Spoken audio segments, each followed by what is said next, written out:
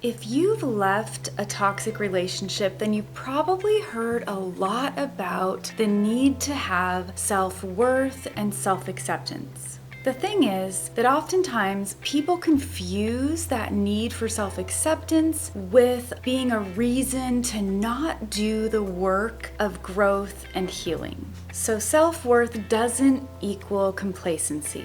Join me today as we jump into how to balance both realities. I'm Ketra Thompson, and I'm a certified master hypnotist and a life recovery coach. If you'd like to be notified every time I post a new video, be sure to hit like and subscribe so you can be notified. And also, there's a link in the description below as to how to set up a complimentary consultation if you'd like to work with me. So don't forget, all that information is there. So first off, when you get out of a toxic or narcissistic type relationship, there's usually a lot of confusion. You might not know what's real anymore. You might be struggling with how you can even trust anyone else ever again. You might even be struggling with how you could possibly trust yourself again. The truth is, you weren't trusting yourself enough while you were in the relationship. It's likely that you regularly ignored your gut instincts and your intuition just so you could keep the peace. And so you convinced yourself that somehow you were trusting yourself and going into this relationship, trusting the relationship. But the truth is, you weren't trusting yourself and you weren't tuned into yourself enough to realize that you were denying your own physical and mental signs that this might not be a good thing.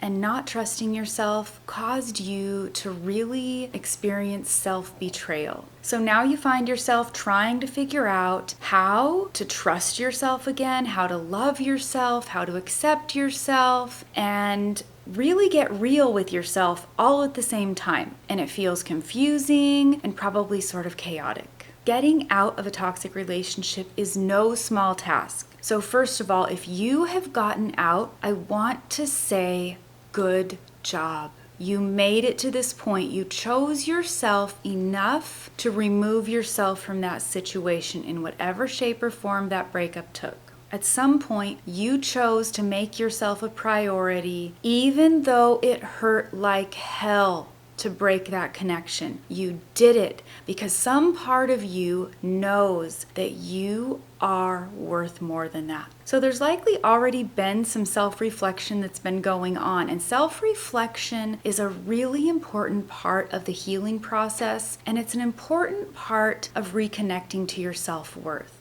So first I want to look at what self-worth and self-acceptance is not. It's not an excuse for you to not look at the belief systems that likely brought you into this situation in the first place and contributed to you staying stuck. It's not a reason for you to overlook your own mental and physical health, because it's not a sense of complacency. These kinds of relationships can take a huge toll on your mental health and your physical health, and that requires you to care really well for your mind and your body, especially in the aftermath.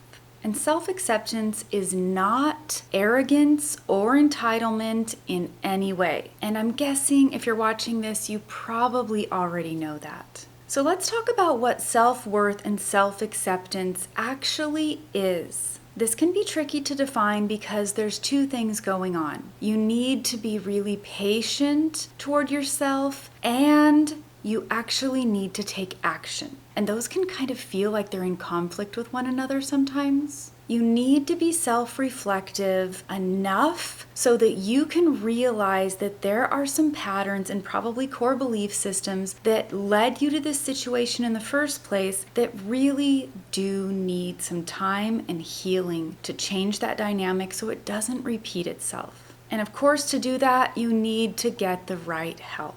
True self-worth is knowing that you don't have to shrink yourself in any way to be lovable or worthy of love. It's calmly and confidently knowing that your worth is not defined by anyone else's opinion of you.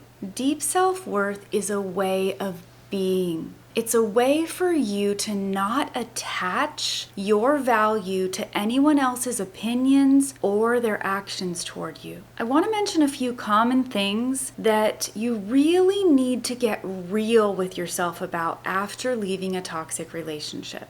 Oftentimes, these relationships really mess with your health. You might find that after being subjected to that kind of behavior for any amount of time, that there's things in you that need to be addressed, like maybe you've gained weight. You might have been producing all kinds of stress hormones, and that's affected the way that you have gained weight, and you don't quite feel like yourself or at the healthy, balanced place that you want to be. You may have lost confidence in yourself. Doubting your reality and questioning what's real around you is a real issue. You might find yourself feeling high levels of stress, anxiety, and even fearfulness that kind of ebbs and flows, or maybe it's just constant, and you're not sure how to get your nervous system calmed down and to get out of that cycle of fear. And you might have lost the ability to tune into your body's needs. Your body has needs not just for food, but also for fun and for creativity and for rest and relaxation. But if you aren't tuned in to the messages that your body's sending you, then you're probably not giving it what it's needing, and there's consequences to that, both mentally and physically. All of this requires a lot more than passive acceptance of self. It requires enough love of yourself that you will take action.